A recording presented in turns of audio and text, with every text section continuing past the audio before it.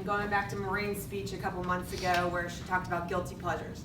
Has anybody heard the song, or anybody know the band Sugarland? Okay. A couple nods. So there's this song, that Sugarland song, released a couple years ago, probably more like 10 years ago, called There's Gotta Be Something More. Does anybody else?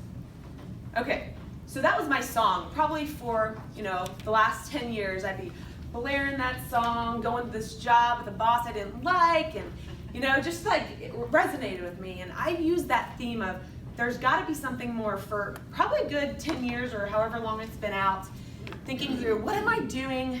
Even as I get married and have kids, you're always thinking there's gotta be something more. How can I help people? How can I do something different with my life? So it was 2 years ago, Memorial Day weekend, that my husband and I decided to take a trip to Haiti. We're going to help other people, we're gonna make a difference. And what I found out is that it's not that I made a difference so much to them, that what I brought home and the lessons that I learned from that experience did more for me than it did for any of them.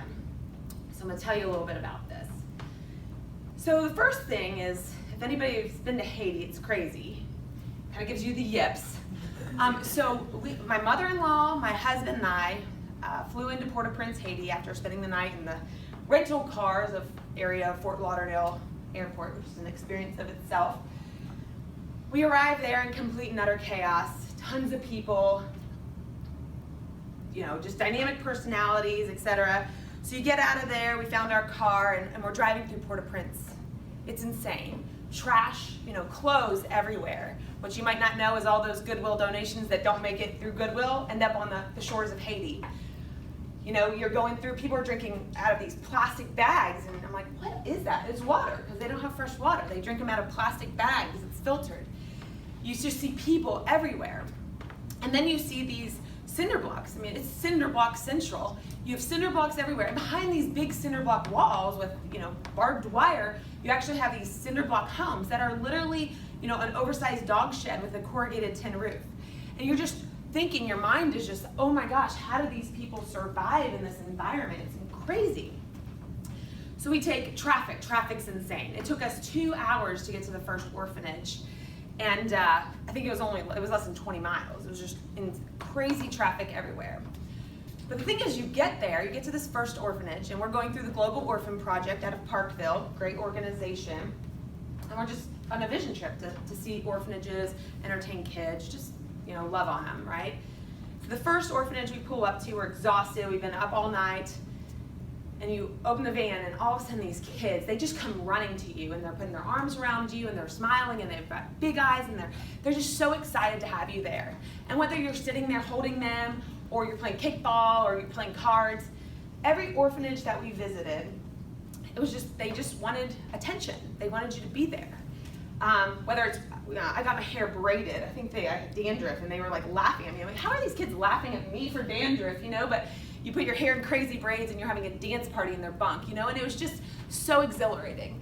And every day I reflected on this, and the thing that I reflected on is that I was present. I was present in those moments. I was present because I didn't want to be anywhere else. And you think about at home, I got laundry, I got a job, I got a boss I don't like. There's all these things that you've got going on that doesn't allow you to be in those moments. But I can be in those moments in Haiti, which to me was just an eye-opening experience.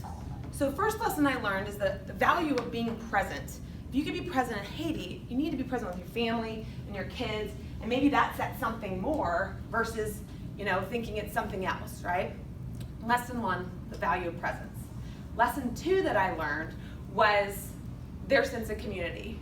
We went to a 2.5-hour mass, 2.5-hour service. Sorry, I bail out after communion, and I make 50% of masses, They were there with such passion, such exhilaration. Like they were, their spirituality and their faith was unbelievable. You look at, they're smiling, but they're living in a tin shack. Like, how do you smile? How do you have such a sense of community and family in this place where you're drinking water out of a plastic bag and living in a tin shack? And so again, as I'm walking through and taking a 45-minute bathroom break, I was just thinking about the fact that they have nothing, but yet on their faces when they're smiling and they're cheering on their faith, they have everything in a way. They might they might be challenged in certain ways, but they rely on their families, they rely on their community, their neighbors, and they also rely on their faith and their spirituality. So, as I wrap this up, it's amazing how I go to help and make a difference in the world, make a difference in the world, but in all actuality, they made more of a difference in me. And so, when I look back at me blaring out to Sugar Land and there's got to be something more, what I really realize is I can put that song now kind of in, my back pocket. I don't need to use that as my theme song for life anymore, because I realized at the end of the day, if I can just make myself present in those moments that I love every day, and I can rely and lean into my spirituality and my faith, that maybe there is something more. Now, thank you very much.